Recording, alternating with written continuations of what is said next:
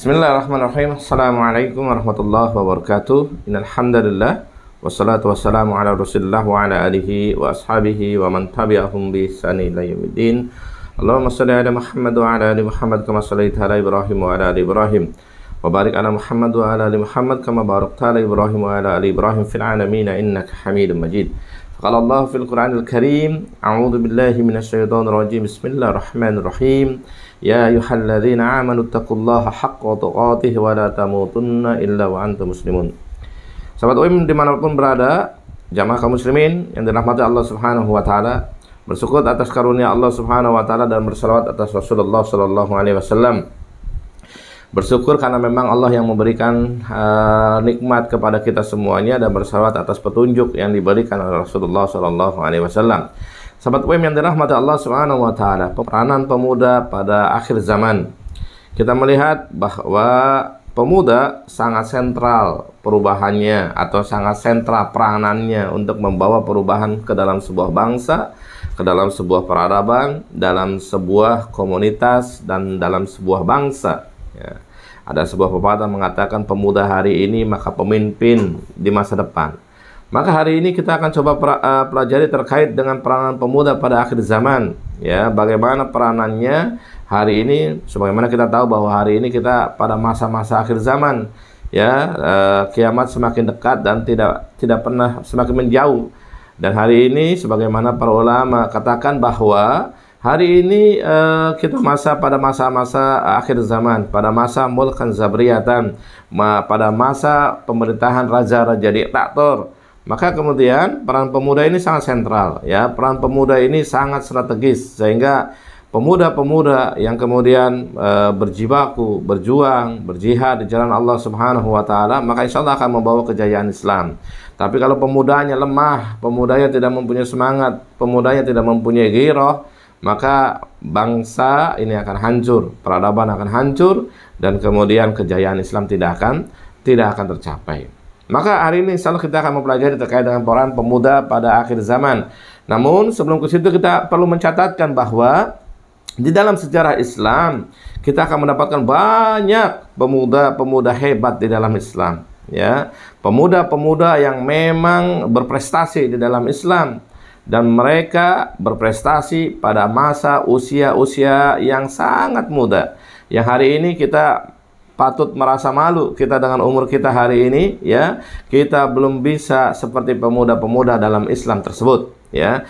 Kalau kita lihat berbicara terkait dengan pemuda, maka sangat banyak tokoh-tokoh sahabat yang kemudian lahir dididik oleh Rasulullah SAW, yang kemudian mereka memberikan kontribusinya untuk kemajuan Islam, baik pemikirannya, baik hartanya, baik ilmunya, baik semangatnya, maupun baik kepemimpinannya. Mereka berikan semuanya untuk Islam. Ya, kalau yang paling populer di kalangan umat Islam ini biasanya, ya, kalau kita berbicara kepada Konstantinopel, kepada Bizantium, Rom, ya, maka kita akan ingatlah tokoh pemuda Muhammad Al-Fatih, ya, yang di usianya 22 tahun kemudian dia menaklukkan Konstantinopel. Ya, kalau dalam hadis Rasulullah SAW, penakluk Rom itu adalah sebaik-baiknya pemimpin adalah pemimpin yang berhasil menaklukkannya, dan sebaik-baiknya pasukan adalah pasukan yang berhasil menaklukkannya.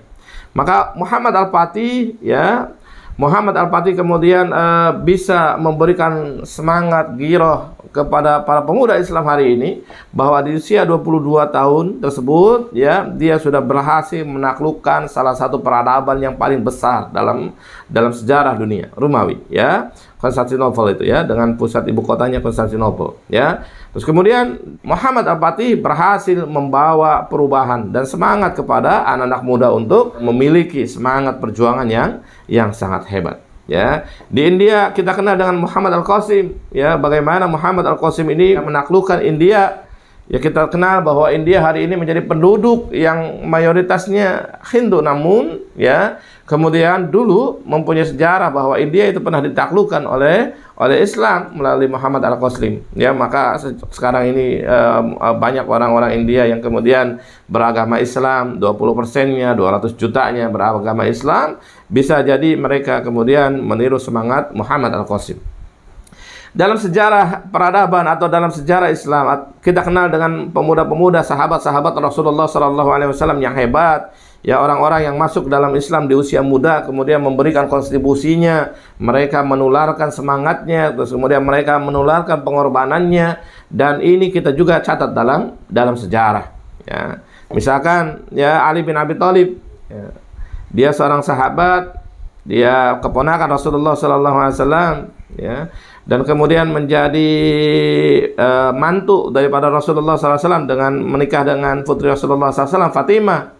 Kita lihat misalkan dalam tarikh khulafa, ya, bagaimana ketika misalkan mempelajari tarikh khulafa, maka Ali bin Abi Thalib ini adalah seorang ulama, seorang pemimpin, dan seorang pejuang, dikatakan dalam kitab atau dalam buku tersebut, karena Ali memiliki modal semuanya.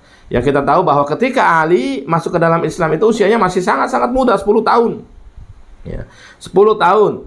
Dan pemuda ini tumbuh dalam didikan Rasulullah SAW, sehingga Rasulullah SAW dalam satu kesempatan meminta waktunya kepada Khadijah, waktu yang harusnya dimiliki oleh seorang istri, tetapi Rasulullah SAW pergunakan untuk mendidik Ali, sehingga Ali ini lebih banyak berinteraksi dengan Rasulullah SAW, karena Rasulullah SAW melihat bakat yang sangat luar biasa yang ada dalam diri Ali tersebut, ya, sehingga waktu Khadijah berkurang, tapi kemudian Rasulullah banyak berinteraksi dengan Ali, ya, banyak mendidik Ali, banyak memberikan pelajaran kepada Ali bin Abi Thalib, dan hasilnya Ali menjadi seorang pemuda yang sangat hebat, ya, dia menjadi seorang ulama, menjadi seorang pemimpin, yaitu khalifah yang keempat, dan menjadi seorang pejuang di medan-medan jihad. Kita lihat catatan Ali sangat-sangat banyak terkait dengan perjuangan jihad fisabilillah bersama Rasulullah SAW, ya. Dan peranan Ali yang kita tidak lupakan adalah peristiwa ketika hijrahnya Rasulullah SAW. Ketika peristiwa hijrahnya Rasulullah SAW, ketika orang-orang musyrikin sudah muak terhadap Rasulullah SAW, ketika orang-orang musyrikin sudah ingin berhasrat untuk membunuh Rasulullah SAW, di awal-awal masa dakwah Rasulullah SAW, Rasulullah dakwah Syria, dan orang-orang musyrikin membuat onar dengan mengatakan Rasulullah SAW, ya, mempersekusi Rasulullah SAW dengan perkataan syairul majnun, tidak mempan. Rasulullah masih dakwah, kemudian dibujuk dengan harta dan tahta, tapi tetap saja Rasulullah SAW tidak bergeming, tetap mendakwahkan. Akhirnya diancam, diboikot. Rasulullah tetap berdakwah sampai akhirnya pada masa hijrahnya Rasulullah SAW ke Madinah tersebut, Rasulullah sudah diancam akan dibunuh oleh orang-orang musyrikin pada waktu itu. Dan ketika mereka sudah mengepung rumahnya Rasulullah SAW, ada sahabat yang sangat muda, yaitu Ali bin Abi Thalib, menggantikan posisi tidurnya Rasulullah SAW di atas dipannya Rasulullah SAW. Sehingga ketika orang musyrikin menengok, oh, itu Rasulullah masih ada di tempat tidurnya, padahal Rasulullah sudah pergi hijrah bersama Abu Bakar Siddiq. Yang ada di tempat tersebut justru Ali bin Abi Thalib. Tidak akan dimiliki semangat, ya, pengorbanan, melainkan dimiliki oleh Ali bin Abi Thalib, sahabat Rasulullah SAW dalam usia yang sangat muda, sekaligus mantunya Rasulullah SAW. Ya, ini yang pertama, ya, dari sosok sahabat kita mendapatkan seorang Ali bin Abi Thalib, ya. Kemudian kita juga mendapatkan seorang Mus'ab bin Umair, ya, seorang yang rupawan, kalau dalam sirah itu ganteng, gitu ya. Terus kemudian dia keluarga bangsawan, kaya, mapan, ya. Tapi ketika datangnya Islam bersama Rasulullah SAW, dia hilangkan semuanya tersebut. Ya, dia hilangkan semuanya tersebut dan ikut kepada barisan Rasulullah SAW.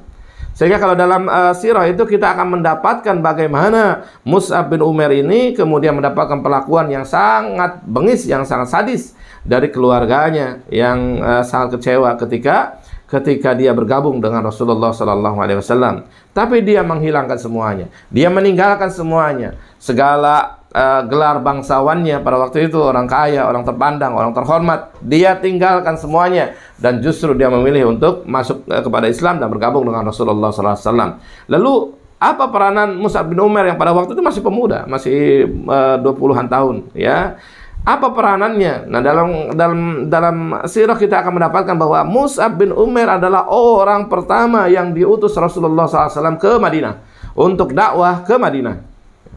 Jadi ketika Rasulullah SAW dakwah kemudian ada beberapa orang yang tertarik dari Madinah itu kepada Rasulullah SAW masuk, dan ketika mereka kembali ke Madinah tersebut, maka diutuslah Mus'ab bin Umair ini menjadi dakwah, dai yang mendampingi orang-orang yang masuk, orang Madinah yang masuk ke dalam Islam pertama kali tersebut. Jadi Rasulullah tidak mengutus Abu Bakar, Rasulullah SAW tidak mengutus Utsman yang udah senior pada waktu itu, tapi Rasulullah SAW justru mengutus Mus'ab bin Umair sebagai dai pertama ke Madinah. Dan hasilnya apa? Kemudian ya, kalau kita dalam pelajari dalam sirah tersebut, maka kita akan temukan 70 orang bersama perempuan itu kemudian dari Madinah bergabung berbaiat kepada Rasulullah SAW, masuk Islam dan berbaiat kepada Rasulullah SAW. Hasil dakwah daripada Mus'ab bin Umair, seorang pemuda bangsawan, seorang pemuda tampan, seorang pemuda yang kastanya adalah kasta bangsawan dan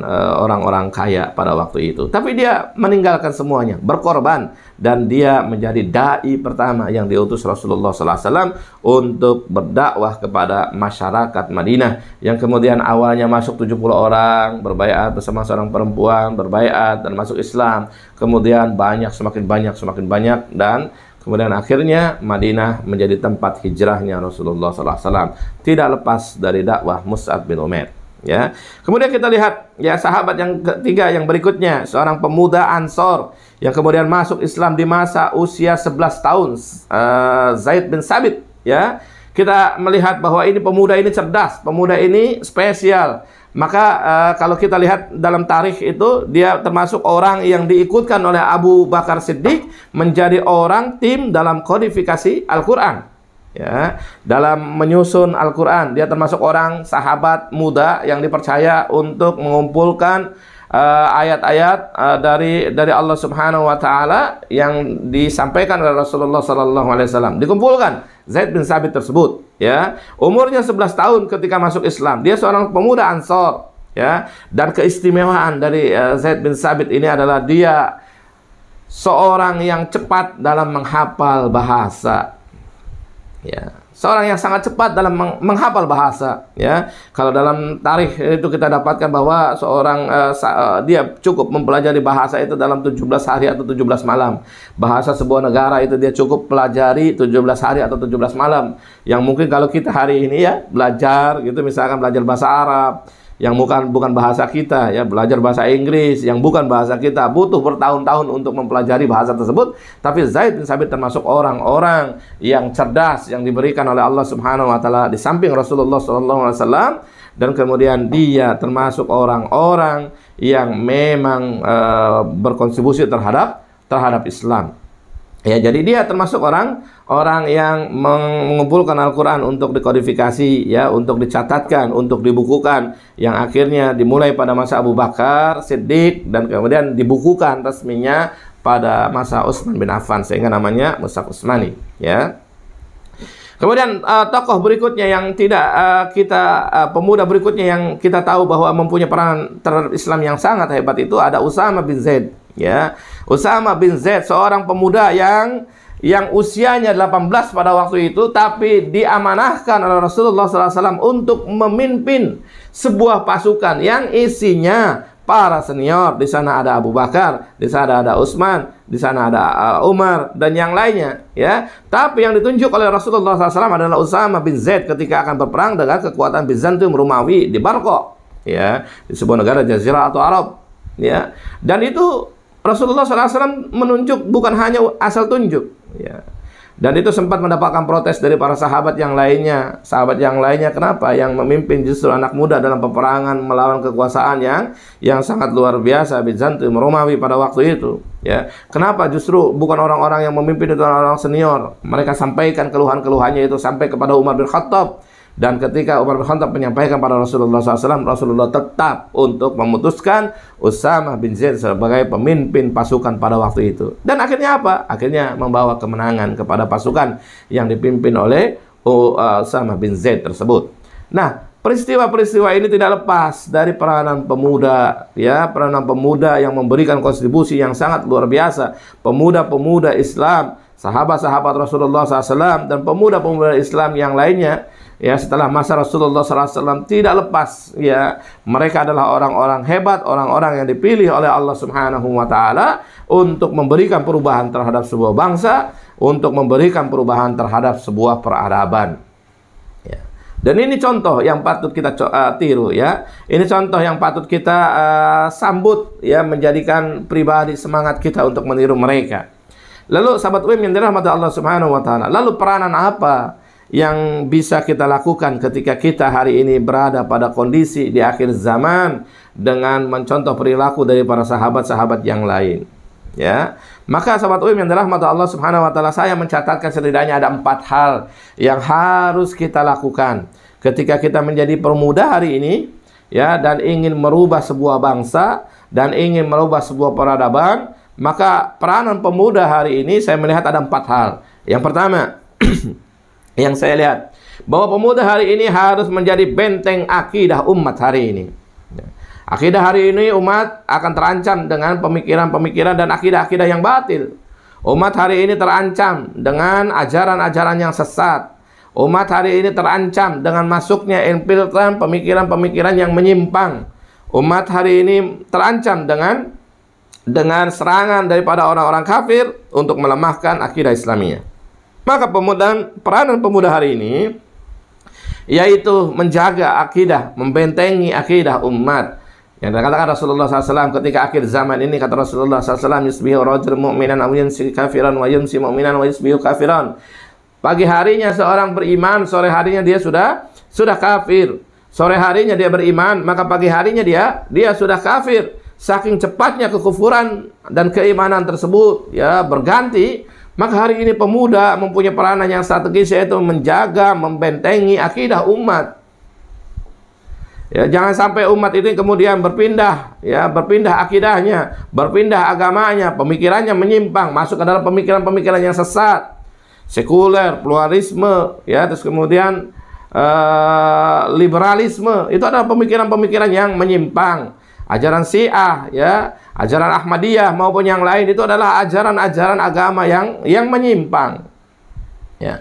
Maka peranan pemuda pada akhir zaman yang pertama adalah dia menjaga, membentengi akidah umat. Jangan sampai kemudian umat terpengaruh dengan akidah, dengan pemikiran-pemikiran yang sesat. Karena kalau sudah bergeser, gitu ya, kepada akidah yang sesat, bergeser kepada pemikiran yang sesat dan bukan akidah Islamiyah, maka kata Rasulullah SAW, innallaha la yaghfiru ayyushraka bihi wa yaghfiru ma duna dzalika liman yasha. Bahwa Allah tidak akan mengampuni dosa-dosa kesyirikan, dan insyaallah Allah akan mengampuni dosa-dosa selain daripada kesyirikan kepada Allah Subhanahu wa taala. Maka hati-hati, ya, peranan pemuda hari ini menjaga, membentengi umat daripada akidah-akidah yang menyimpang, daripada akidah-akidah yang sesat, pemikiran-pemikiran yang menyimpang dan pemikiran-pemikiran yang sesat. Yang kedua, peranan pemuda pada hari ini adalah menjadi penyampai kebenaran. Menjadi peluru-peluru yang menembakkan kebenaran kepada kebatilan. Dia menjadi garda terdepan ketika dia menyuarakan kebenaran. Dia menjadi di barisan terdepan, sop terdepan ketika menyuarakan kebenaran. Ya. Maka itulah peranan pemuda hari ini. Hari ini kebenaran menjadi mahal. Hari ini kebenaran menjadi yang tertutupi karena begitu banyaknya kebatilan yang dilempar ke tengah umat. Begitu banyaknya kebatilan yang kemudian disamarkan seolah-olah menjadi kebenaran.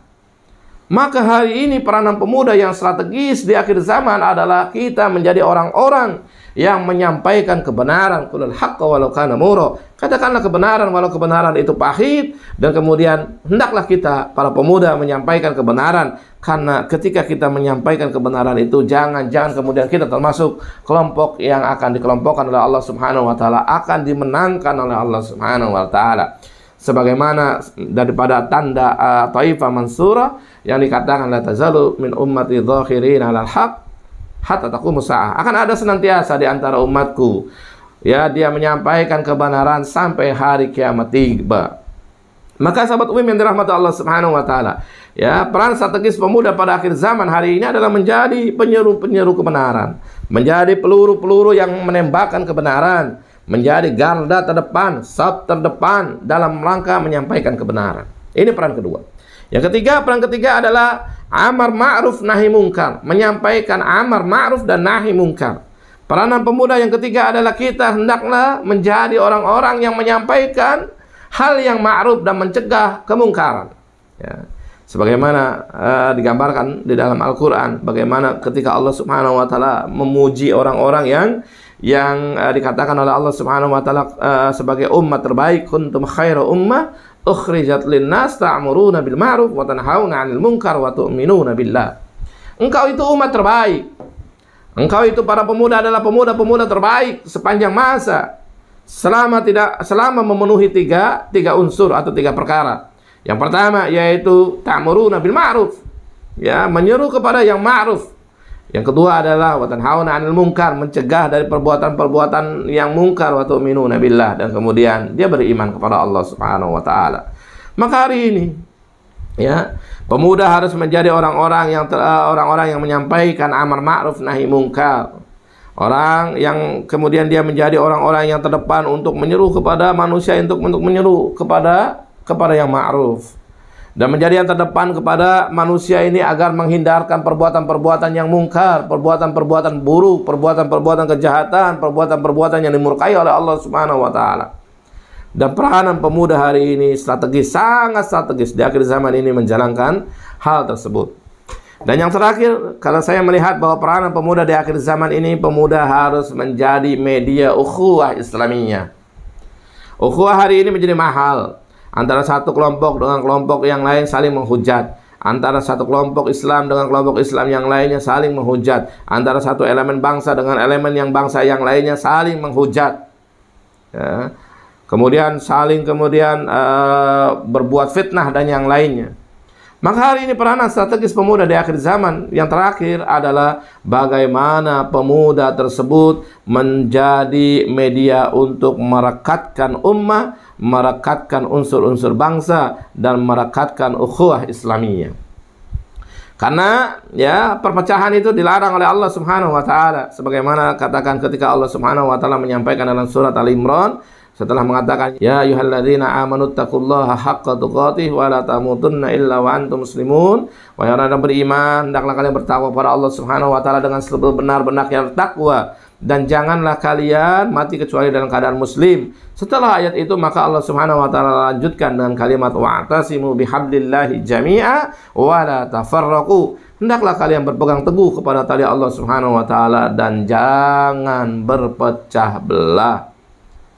Ya, berpecah belah itu maknanya tidak bersatu, ya, tafarruq. Maka peranan pemuda yang strategis yang keempat adalah menjadi media perekat, media ukhuwah Islamiyah.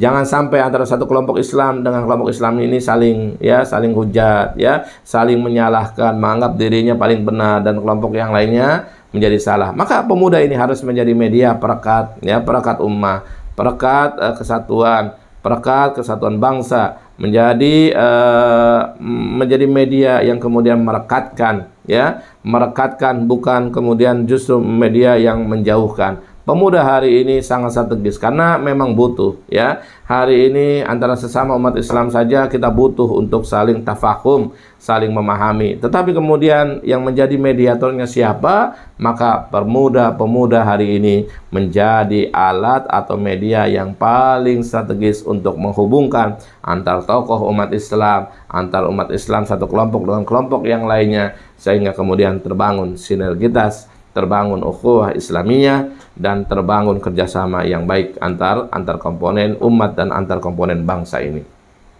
Maka sahabat UIM yang dirahmati Allah Subhanahu wa Ta'ala, ya, kalau kita melihat beberapa hal tersebut, ya, baik kisah pemuda dalam masa Rasulullah SAW dan pemuda-pemuda dalam Islam, kemudian peranan pemuda dalam akhir zaman tersebut, maka hari ini, ya, setidaknya saya ingin menghimbau kepada, ya, para pemimpin, ya, para pemimpin umat, para pemimpin ormas, para pemimpin bangsa hari ini, berikan kesempatan kepada para pemuda, ya, berikan kesempatan kepada pemuda untuk berkarya, ya, untuk membawa perubahan kepada bangsa, untuk membawa perubahan kepada sebuah peradaban. Beri kesempatan kepada pemuda. Jangan biarkan pemuda-pemuda ini hilang semangatnya, hilang kemudian perjuangannya disebabkan karena dominasi orang-orang tua, yang merasa dirinya baik, merasa dirinya benar, dan tidak memberikan sama sekali kepada para pemuda tersebut untuk tumbuh, berkembang, dan kemudian berkarya untuk bangsa, untuk agama, dan untuk perjuangan di jalan Allah Subhanahu wa Ta'ala. Beri kesempatan kepada mereka, berikan kesempatan kepada mereka sebagaimana Rasulullah SAW memberikan kesempatan kepada Usamah bin Zaid. Rasulullah SAW memberikan kesempatan kepada Mus'ab bin Umair. Rasulullah SAW memberikan kesempatan kepada Zaid bin Sabit. Rasulullah SAW memberikan kesempatan kepada Ali bin Abi Thalib dan sahabat-sahabat yang lainnya. Dan kita tidak bisa lepaskan bahwa peranan Islam, kemajuan Islam tidak dilepaskan dari peranan para pemuda pada waktu itu, yaitu sahabat Rasulullah SAW, pemuda-pemuda muda yang memang kemudian berprestasi dan menunjukkan karyanya, membawa peradaban Islam ini menjadi maju, menjadi tinggi, disebabkan karena peranan pemuda-pemuda dalam Islam. Kiranya itu yang bisa saya sampaikan. Aku qouli hadza wa astaghfirullah li wa lakum sairil muslimin wal muslimat innahu huwal ghafurur rahim. Assalamualaikum warahmatullahi wabarakatuh.